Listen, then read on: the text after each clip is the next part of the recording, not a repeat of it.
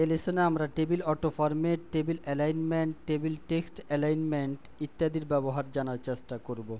Document উইন্ডোতে table তৈরি করলে ওই টেবিলটি স্বাভাবিক ফরম্যাটে তৈরি হয়, কিন্তু আমরা যদি আমাদের প্রয়োজনে কোনো টেবিল তৈরি করে টেবিল মেনুস্থ টেবিল অটো ফরম্যাটের মাধ্যমে টেবিল ফরম্যাট থেকে যে কোনো একটি ফরম্যাট সিলেক্ট করে আমাদের টেবিলটিকে সুন্দরভাবে উপস্থাপন করতে চাই, তাহলে করা সম্ভব।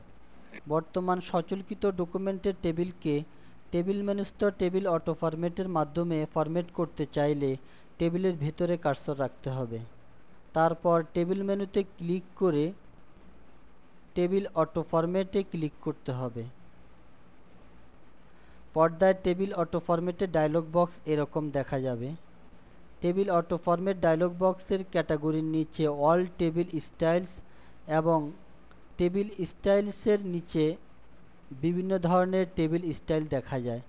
আমরা যদি টেবিল স্টাইলস থেকে টেবিল ক্লাসিক 2 সিলেক্ট করতে চাই, তাহলে টেবিল ক্লাসিক 2 এ মাউস পয়েন্টার রেখে মাউসের বাম বাটন একবার ক্লিক করে সিলেক্ট করতে হবে। তারপর অ্যাপ্লাই বাটনে ক্লিক করতে হবে। পর্দায় কার্সর অবস্থিত টেবিলটির ফরম্যাট এরকম দেখাবে। এভাবে আমরা ডকুমেন্টের বিভিন্ন স্থানে টেবিল তৈরি করে টেবিল মেনুস্থ টেবিল অটো ফরম্যাটের মাধ্যমে বিভিন্ন ফরম্যাট সিলেক্ট করে টেবিলকে বিভিন্নভাবে উপস্থাপন করতে পারি। এবারে আমরা টেবিল অ্যালাইনমেন্ট পরিবর্তন করার নিয়ম শিখব। আমরা ডকুমেন্ট উইন্ডোতে কোনো টেবিল তৈরি করলে তা বাম মার্জিন সমর্থন করে, কিন্তু আমরা যদি আমাদের প্রয়োজনে টেবিলকে ডান মার্জিন অথবা কেন্দ্র মার্জিন সমর্থন করতে চাই, তাহলে ডকুমেন্টের টেবিলের ভেতরে এরকম কার্সর রাখতে হবে। তারপর টেবিল মেনুতে ক্লিক করে টেবিল প্রপার্টিজে ক্লিক করতে হবে। পর্দায় টেবিল প্রপার্টিজের ডায়লগ বক্স এরকম আসবে।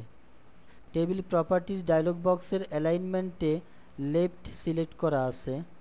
আমরা যদি কার্সর অবস্থিত টেবিলটিকে ডান মার্জিন সমর্থন করতে চাই, তাহলে রাইটের উপরে ক্লিক করে সিলেক্ট করতে হবে। তারপর ওকে বাটনে ক্লিক করতে হবে। এখন কার্সর অবস্থিত টেবিলটি ডান মার্জিন সমর্থন এভাবে করবে। এবারে আমরা টেবিলের লেখার মার্জিন পরিবর্তন করার নিয়ম শিখব। ডকুমেন্ট উইন্ডোতে টেবিল তৈরি করে লিখতে থাকলে টেবিলের ভিতরে লেখা বাম মার্জিন সমর্থন করে, কিন্তু আমরা যদি টেবিলের লেখাকে কেন্দ্র মার্জিন কিংবা ডান মার্জিন সমর্থন করে লিখতে চাই, তাহলে টেবিলের লেখাকে এভাবে সিলেক্ট করতে হবে। তারপর ফরম্যাটিং টুলবারের অ্যালাইন রাইট আইকনে ক্লিক করলে টেবিলের ব্লককৃত লেখা ডান মার্জিন সমর্থন করবে। একইভাবে সেন্টার অ্যালাইন আইকনে ক্লিক করলে টেবিলের ব্লককৃত লেখা সেন্টার মার্জিনে সমর্থন করবে। এভাবে টেবিলের লেখাকে ব্লক করে কেন্দ্র মার্জিন অথবা ডান মার্জিন সমর্থন করতে পারি। এবারে আমরা কলাম এবং রো এর প্রশস্ততা বাড়ানো বা কমানোর নিয়ম শিখব। ডকুমেন্ট উইন্ডোতে কোনো টেবিল তৈরি করে আমরা যদি নির্দিষ্ট কোনো কলামের প্রশস্ততা বাড়াতে বা কমাতে চাই, তাহলে ওই কলামে কার্সর রাখতে হবে। তারপর টেবিল মেনুতে ক্লিক করে টেবিল প্রপার্টিজে ক্লিক করতে হবে। পর্দায় টেবিল প্রপার্টিজের ডায়লগ বক্স এরকম দেখা যাবে। টেবিল প্রপার্টিজের কলাম ট্যাবে ক্লিক করতে হবে। এখন প্রিফার্ড উইথের বক্সে 1.3 এর পরিবর্তে আমরা যদি 2 ইঞ্চ দিতে চাই, তাহলে 2 টাইপ করব। সবশেষে ওকে বাটনে ক্লিক করতে হবে। পর্দায় আমরা দেখতে পাচ্ছি কার্সর অবস্থিত কলামের প্রশস্ততা 2 ইঞ্চি বৃদ্ধি হয়েছে। একইভাবে আমরা যদি কোনো রো এর প্রশস্ততা বাড়াতে বা কমাতে চাই, তাহলে টেবিলে যে রো এর প্রশস্ততা কমাতে বা বাড়াতে চাই সে রোতে কার্সর রাখতে হবে। তারপর টেবিল মেনুতে ক্লিক করে টেবিল প্রপার্টিজে ক্লিক করতে হবে। পর্দায় টেবিল প্রপার্টিজের ডায়লগ বক্স এরকম দেখা যাবে। টেবিল প্রপার্টিজ ডায়লগ বক্সের রো ট্যাবে ক্লিক করতে হবে। এখন স্পেসিফাই হাইটের বাম দিকের চেক বক্সে ক্লিক করে টিকচিহ্ন বসাতে হবে এবং স্পেসিফাই হাইটের ডান দিকের বক্সে কার্সর রেখে যতটুকু প্রশস্ততা বাড়াতে চাই তা টাইপ করতে হবে। যেমন 1 টাইপ করলাম। এখন আমরা দেখতে পাচ্ছি কার্সর অবস্থিত রো এর উচ্চতা 1 ইঞ্চি হয়েছে। এবারে আমরা টেবিলের লেখাকে স্বাভাবিক করার নিয়ম শিখব।